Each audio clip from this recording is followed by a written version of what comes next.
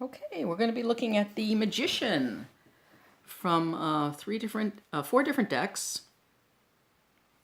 Rachel Pollack's The Shining Tribe, Margaret Peterson's Margaret Peterson Tarot, Nino Japarizzi, the Japarizzi, and Nora Huska from the Gypsy Palace. So here we have Rachel Pollack's The Magician. This has a lot of symbology in it. Now she talks about in the book, she gives it like 2.5 pages of everything that's in this on this card. There's little people down here, and there's magician, so above as below. There's all kinds of things in here.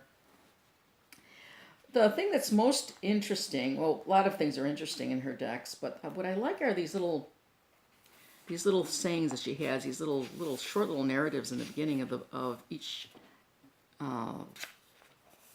card, the description of each card. For this one, the Magician, she says, he turns on the lights, he waters the desert, he raises the storm, he cools the hot earth, he starts up the engines. Isn't that wonderful? So let's look at, here she says, the magician restores life by channeling spirit into the world. He raises his magic wand, a simple twig, to bring down the life-giving power of heaven. His left arm extends downward, for he does not seek this power for himself. He acts only as a vehicle to bring the life energy into existence. And so the flower grows at the touch of his finger. This selfishness is what makes the magician possible. For if he tried to hold the power in himself, or even used it only for personal gain or power over others, it would corrupt him and even threaten his sanity. Spiritual power is real. So there you have a wonderful little summation. She has a lot more things talking about the other aspects of the card, but isn't that a wonderful concept, or her belief that he's working through the spirit. He is not the spirit. He's working through the spirit.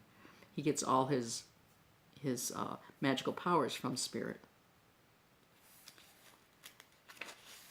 And lastly, we'll go through the divinatory meanings.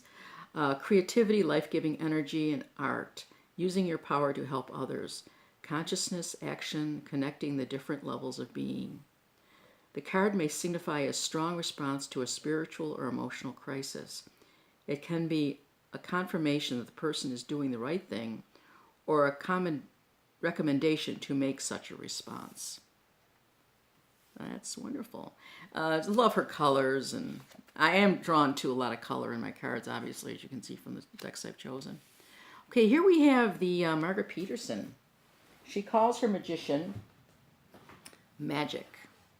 And as I illustrated in the last time, the Fool, her narratives are poems. So I'm going to read the magic poem. 6 winds are stroking the strings of a sitar. The songs of birds, the air is vibrating, pulsating. Through the mask it sounds, I am. Soul glides into body, ever new self-creation, knowing the essence of the elements, fire, earth, air, water. The lively dance of sounds, remembering oneness, audible breath, I am. So we'll read it one more time. The sun winds are stroking the strings of a sitar, the song of birds, the air is vibrating, pulsating. Through the mask it sounds, I am. Soul glides into body, ever new self-creation, knowing the essence of the elements, fire, earth, air, water, the lively dance of sounds, remembering oneness, an audible breath, I am. Wow. Okay. Here's the magician. So we do see a common thread here so far with how important the elements are. So here we have the Magician. And this is from the Jepritza, and this is what she says in the book, or Stephen Lucas wrote the text. This is the first member of what can be seen as a group of 7 major arcana cards that concentrate on the material plane. The embodiment of male creative energy, the Magician, harnesses the fundamental elements from chaos in a process of divine transmutation. Revealed only by his mask and otherwise hidden, he manifests a primordial field of elemental energy and directs his amalgamation through his will and intellect. Amalgamation, that's the word. Divinatory meanings: a worthy strategy or plan of action, conscious action, self-realization, utilization of expertise, use or abuse of power in a focused manner. So that's interesting. So again, we talk about the elements, and he talks more about the, or she and he, embodiment of male creative energy, sort of the active energy. And again, we hear about this chaos. The Magician harnesses the fundamental elements from chaos in a process of divine transmutation. So there were 2 cards that talked in the Fool. It was the Margaret Peterson and the Gypsy Palace that talked about chaos. And here we bring up, she brings up chaos in the Magician. So it's kind of this soup that we all begin with. It's all kind of a soup in the beginning, a spiritual soup. So, and that is the Magician from the Jepritza. Now we have sort of a similar, this is the Gypsy Palace. There's a similarity there with these guys a little bit.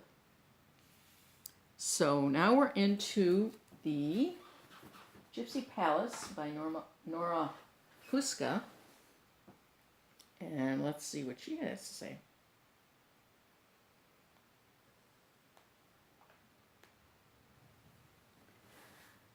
Okay. The Magician is the great creator of the universe.